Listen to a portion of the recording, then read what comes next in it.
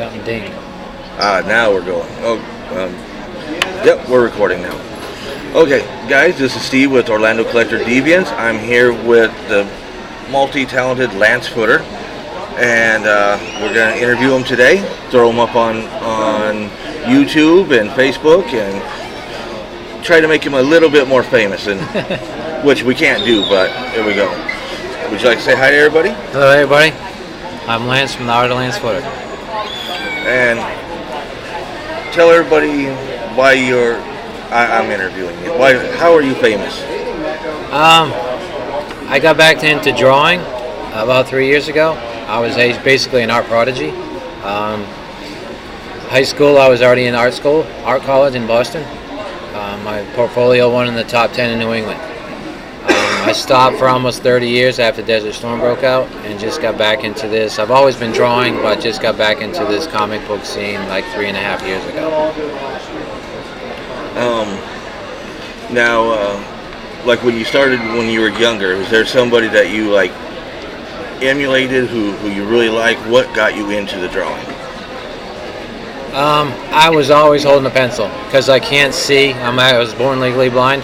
So I have very low vision. I use a magnifying glass, and back then they really didn't know what to do with me, and so I couldn't sit near the TV to see the TV, so I was always drawing.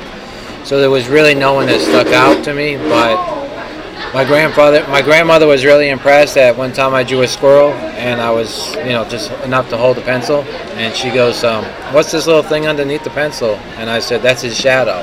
And she's like, how many little kids think about drawing a shadow? That is awesome, and it's true. You don't see that very much. I forgot to tell everybody we're here at the Savannah MegaCon up in Savannah, Georgia. So that's where the interview is taking place. It's all going on behind us right now. So you'll see people going back and forth, and that's what's going on. You can go by,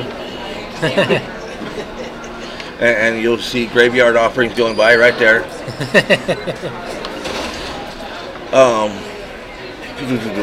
Now, you got back in after, you're not just an artist. I'm going to go with that. You've done many other things. Yes, sir. Tell us about it. I was basically borderline diabetic. I was up to 350 pounds. I decided that I wanted to get back in shape. I got on a bicycle. I have peripheral vision, so I can use that to my advantage. It's still not great, but I have it more than I have my forward vision. I met a man, he got me into a camp. Next thing you know, I was at the Olympic Training Center, racing as a para-athlete for our country. I basically went all the way to Team USA as a para-athlete. I hold 3 national championships in the United States for the fastest blind guy in the US. So that's basically what it means to have a national championship, is that you're the fastest guy in the US.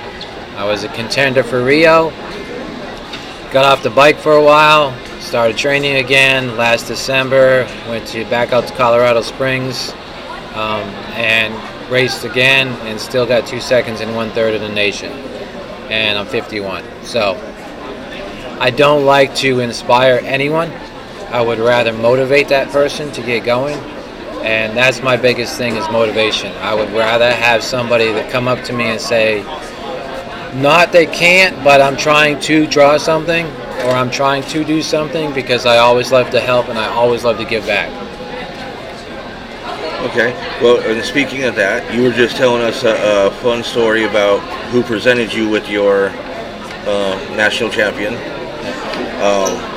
So if you guys know, you all know the 7 degrees of separation of Kevin Bacon, and Lance has a great story on that. It's kind of funny because most people say they don't have any, but there's a movie, I believe it was called Quicksilver, maybe, with Kevin Bacon. Well, Nelson Vales was one of the riders in the beginning of the movie that actually raced the car, loses his little beanie and everything. Well, Nelson Vales was the first Black American to win a gold medal for cycling and track in the Olympics ever. Well, Nelson did a movie about his life and his story because he grew up in Harlem. And Nelson was in the movie with Kevin Bacon. Well, I did all Nelson Bale's artwork for his movie premiere, and his ticker tape banner and all that things for his movie. And Nelson actually was one of the athletes, one of the former Olympic athletes that gave me my national championship jersey and put the medal around my neck. There was one race that Nelson came back to me and said that was the best race he ever seen in his entire life. And that comes in great respect for what he's done in his life. So I actually have two degrees of separation from Kevin Bacon. I guess, or one. And see, now I have 3 because I know him. So, okay, now we'll go back to where you said you took a little break and you came back to the comics. How long have you been in the con scene? I went to South Carolina Comic Con about 3.5 years ago. Might have been 4 now. And went around with my portfolio, and they basically said, "Why aren't you here?" And I said I didn't think I was good enough to be here, which was a compliment. But some of the people don't want to take the time. They're just like, "Oh, Wayne, you should get a table, set up." But I had someone I looked up to. That someone got rather upset with me. I'm really not. I'm known in my community that I'm at now, but I'm not favored because they think that I've escalated faster than most people, and I'm using my vision excuse as a sob story, and I don't. I wait till somebody comes to my table and is interested into what that I'm doing before I even tell them I have a vision problem. But I was discouraged about 1.5 years ago and almost quit again because it was bad in my local town. Okay. Well, I'm glad you didn't because now, thank you. Now, not only you're the featured artist here at Savannah Con. You did prints for it, which you guys will see later. I'll make sure I get one before we leave out of here. Now we talked in Daytona for a little bit. We met down there. You also had something else happen about 3 years ago. Or not 3 years. Yeah, it was about 3 years ago. I put something on Ancestry when I was racing, and I was racing and didn't really look at it. I probably put it on there 5 years ago and didn't look at it. And then 3 years ago, I stopped racing and I turned around. And once I turned around from that, I saw in my email and it said Ancestry, and I looked it up and I responded. And I put that onto the follow the leaf or whatever it is, and the message, and then I got 100 questions from this lady, and to come to find out, because I was an adopted kid, and that adoption changed we changed my name totally, because my name used to be Paul Lance, and of course the last name's different, and we changed it to Lance Martin, so they had no way to find me. So I got the 100 questions, and after the 100 questions, they was like, "Oh my God, we've been looking for you since 1981, and now I have family that I never knew I had." Well, I knew I had, but I didn't know where they were. So they live in Florida, so that's why, and still New England, but I spend a lot of time now in Florida. That's cool. Now, Trish just brought us one of your works. I'm going to show it to everybody here. Of Mickey doing Princess Leia. Let's see if we can. And as you guys can see, it's beautiful work. And you do this all with the magnifying glass. Yes. There was an original when that first came out. I had an original sketchbook cover, and I had the original concept sketch. But to me, I was a 60s child, born in the 60s. So I was there when Star Wars came out. And that picture's not finished because in my heart, her life wasn't finished, so neither is my artwork. That's cool. That's really cool. And of course, I got my denial letter from Disney, and now, it's all turned around and I'm drawing from Marvel, so. No, and that's still another funny story, how you got to start working with Marvel, right? Yeah. Some shows are slow. And I just learned to do networking. I never learned to do that before. And my sister is from Florida. Melissa's helped me to get over that fear. And I've been going around doing networking at slower shows. And I met a gentleman there that gave somebody my name and said, hey, you need to check this guy out because he draws with a magnifying glass. And I got an email while I was out in Vegas training, and it was, I responded to the email, yeah, sure, I'm interested. Never even read, somebody just wanted a commission. I was like, yeah, sure, I'm interested. And then the guy's like, well, thanks for getting back to me so soon. I'm sending over the contract. So everything happened, and I was in tears almost every time I drew on one of the cards because I was drawing for Marvel. And that's the ultimate goal. It was a small job, but to some people it's not. To me, it was the world, because only being into this for 3.5 years, now I'm drawing for Marvel, and it was for the Black Panther series. So, which is totally hot right now. Yeah. So. And then, before that, I contacted Zenescope, and I was doing their blank sketchbook covers for their VIP program. So there's like 45 to 50 blank sketchbook covers that I did last year that are actually out there somewhere, and every once in a while I'll get somebody saying, hey, I got your sketchbook cover, can you do another commission? That's cool. Now you probably haven't, but did you, I know everybody expects to be at this point, did you ever think that you'd get to this point where you're at in your career? I never thought I would get to this point, but when somebody says you can't do something, to me, I'm going to prove you wrong.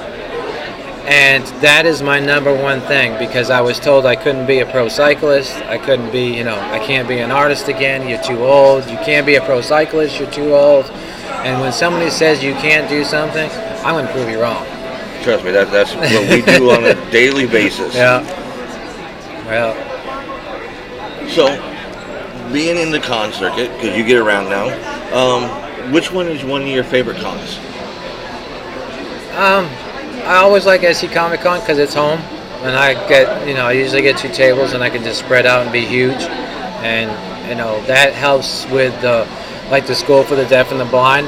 Last year, they put me on the news again because they found out I went from pro athlete to artwork again, and it brought kids from the School of the Deaf and the Blind. So that was neat because that was local for me and it was home. I recently did the Infinity Toy and Comic Con in Florida, Orlando. Loved that. Loved the Daytona Beach Comic Con. I love the Florida thing. I don't know, maybe because it's Disney's there, but Northern South Carolina is kind of, it's okay, but I love the Florida convention scene, and I'm already a guest next year at two of them in Florida, and one in Chattanooga and one in Delaware, and it's only May. And see, that's so awesome, because any of them that you're in Florida, you're going to see us at. I was going to ask, see, this is where I screw up, because I have questions in my head, and then I think of different questions. So, in doing this, actually, I'm going to change that. I'm sorry, this is my bad. Have you ever thought about doing your own comic? I actually have my own comic. You have your own comic. Yeah. It was a number 0. It's called The Wicked Wabbit. Right off the get-go, you notice something's wrong. It says Wicked Wabbit. So she has a speech impediment. But the moral of the story is, I have a young gentleman that's out of Florida now that's going to be helping me write the second one. The whole first story, because it's a number 0, was, if you read it, it says, who am I? Because subconsciously, I was trying to figure out who I was for the past 51 years until my sister found me. So I was always asking that question, who am I? Because I never really knew my true family. I knew my real mom, but, So, and now the next one is, my writer left, so we're having the thing where there's a wizard in it, because there's wizards and wabbits. And the wizard leaves, and basically it's like an abandonment issue, and I have abandonment. The wizard abandons the Wicked Wabbit, and I have abandonment issues, so there's a lot of me in my comic. That's cool. Let's see. Next question. I ask a weird question to everybody on all the interviews. I hope it's not about comics. Oh, no. It's actually about Comic Con. Okay. Because you've been to a few. What is the funniest thing that you've seen at a comic convention? That's kind of hard for me to say because I don't see much being legally blind. But that was a funny question. I can say that. Hey. Okay. That's something new. Well, because I don't see you as being blind. Well, I appreciate that. And I don't like using them. I mean, I've been to shows before that I've taken my cane out and everybody's like, "Why you got that for?" And I'm like, "Daredevil." Fit right in. Okay, so let's change it up. What is the best food you've ever had at a convention? Okay, here's another thing. I can't smell or taste, so it doesn't matter either. Okay. He's striking out. He got one more. Go on. Let's see. Now he's got me really confused. What's the farthest con you've ever been to? No, I like doing a weird one. Weird. So, have you ever dressed up in cosplay? No. Besides Daredevil. If That's me. if you could dress up in a cosplay, If I could dress up in a cosplay, it would probably be Daredevil. I would be the full leather suit Daredevil because that's what they call me at home because I'm still a cyclist. I'm sitting here, I got 3 broken ribs in my back and 1 in the front from crashing on my bicycle at 35 plus miles an hour, and they call me Daredevil. Okay. See, I like Daredevil because Daredevil actually created Teenage Mutant Ninja Turtles. People don't realize that, but they did. And did you know that? No, I Oh, yeah. That when they created the Teenage Mutant Ninja Turtles, it is a throwback because they love Daredevil so much that the kid, they were carrying the toxin, the ooze, and the kid knocked somebody out of the way, and that's when he got hit by the car, and it's supposed to be Matt as the kid. So if you ever you get a chance to read #1 of Teenage Mutant Ninja Turtles, you'll see that little throwback in there just for showing their love. That's what's really strange is, I was born, they say I was born with this vision problem, but I was also an Army brat. So there's this stuff called Brasso. It's a brass polish. And that's another reason why Daredevil fits with me, because he got it in his eyes. Well, I drank the Brasso because it's red, black, and white. Red, black, and white are the colors that stimulates the child. I came around the corner, it was sitting on the table, I downed it. When I threw it back up, it came out my eyes, my nose, and everything else, and they think it ate my optic nerves even more. Okay. So there's a lot of Daredevil in me, I guess you could say. And see, that's cool to know. Yeah. Not a lot of people know that. Now, where do you see yourself in a couple years from now? I'd like a comic book. I'd like to do a cover for a comic book. It doesn't have to be 50 comic books. I would just like a cover that's, somebody a well-known comic book company, I love, because most people have their sketchers, their inkers, and then their colorists. I do all that. So that's where I don't need the other people, and they don't need to go hire that other person because I'll do it all 3 of them. Now, if you had a chance to work with anybody, who would you like to work with? Probably Mark Teixeira. I like Mark.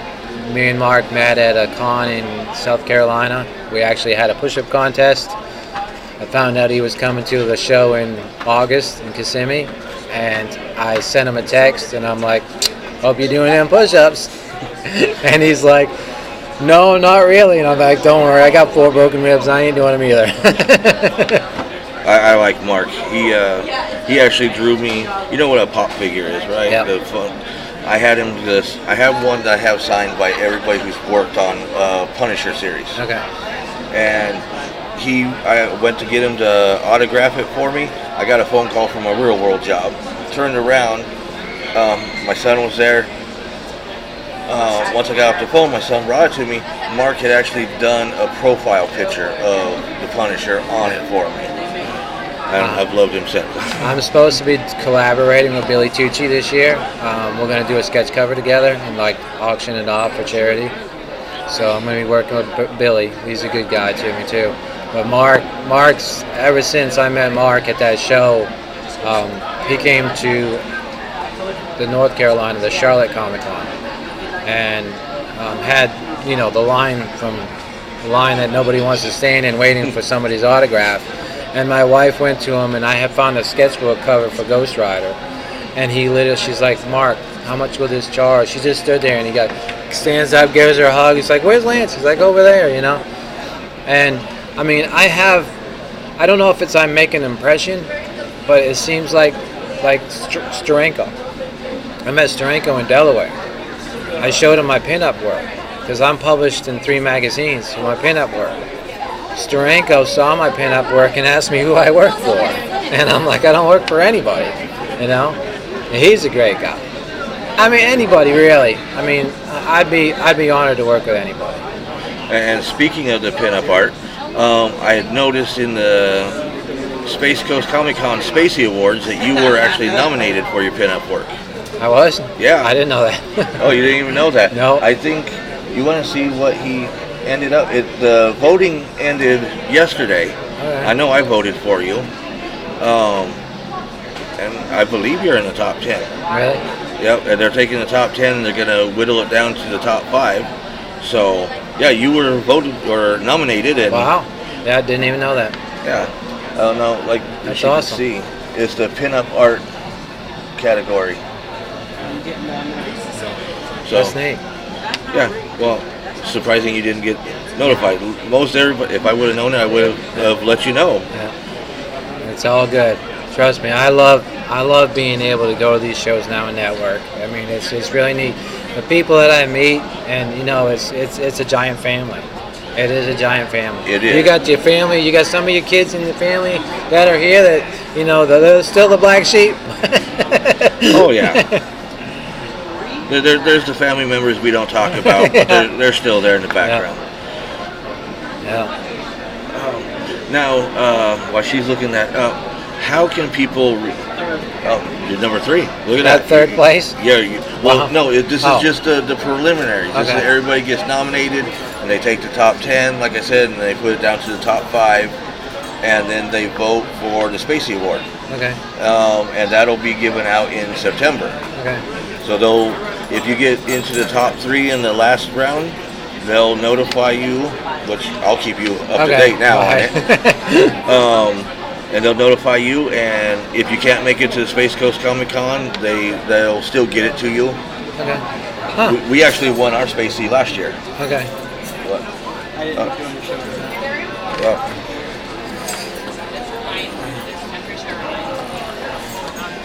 This is how I see. Let me go. Oh, crap. Her phone's different than mine. So yeah, you're. Wow. That's awesome. So now you're up for a Spacey, which is cool because, like I said, we won last year for what we do. Okay. Now what I was gonna say, how can the fans reach you? If they want to get hold of you for something. I don't hide. It's the Art of Lance Footer. Instagram's Lance Footer. Twitter's Lance Footer. It's all you got to do is hit me up with a message, and it's the easiest way to get in touch with me. Just Facebook or email. But if you want to do some stuff, I guess Google stalking or whatever, just type my name in because I have videos of me racing and different things like that. So there's plenty of bios out there, and there's plenty of different, I don't want to say inspirational, but motivational videos of different things that I've achieved so far in this career. And I'm still not going to stop. So. Okay. Now I got a question. Like, if somebody wants a commission and they get hold of you, do you draw anything, or is there stuff that you don't draw? I will draw anything within good taste. I've had some bad taste, and I just went so high up that I wasn't going to do it. I went so expensive because I didn't want my name behind that. I don't usually draw guys. I drew a Deadpool the other day, and all my friends said, "What is this? You drew a Deadpool?" Because everybody knows my style. I mean, you got my you got my style for drawing that thing. I just finished a Hulk 181 retro cover for a gentleman, and that was, I don't draw Hulk. So I started for Drink and Draw tonight a Hulk 181 female version. So you got She-Hulk and you've got X-23 as Wolverine. So that'll be up for grabs, I think, tonight at Drink and Draw. Okay. And Drink and Draw is going on from 7 to 10, but this video won't be sold until afterwards, so it's not really going to matter. Yeah, but a commission, anybody can contact me, and I usually include shipping, so everything's done with. And turnaround time is usually, it can be a week to 2 weeks, depending on how busy I am. Okay. Is there anything else you'd like to tell the Deviants out there? Thank y'all for your support, and thank these guys for their support and what they do, because without them getting us out here, that it helps us. So please support both of our pages, and thank y'all for the interview. All right, thank you. Thanks. Okay, guys, that's it from Savannah MegaCon, and we will see you all later. Bye. Let me see if I know how to. Okay. Did I pause? I did not pause it. See, this is where I'll edit it. Did I pause it?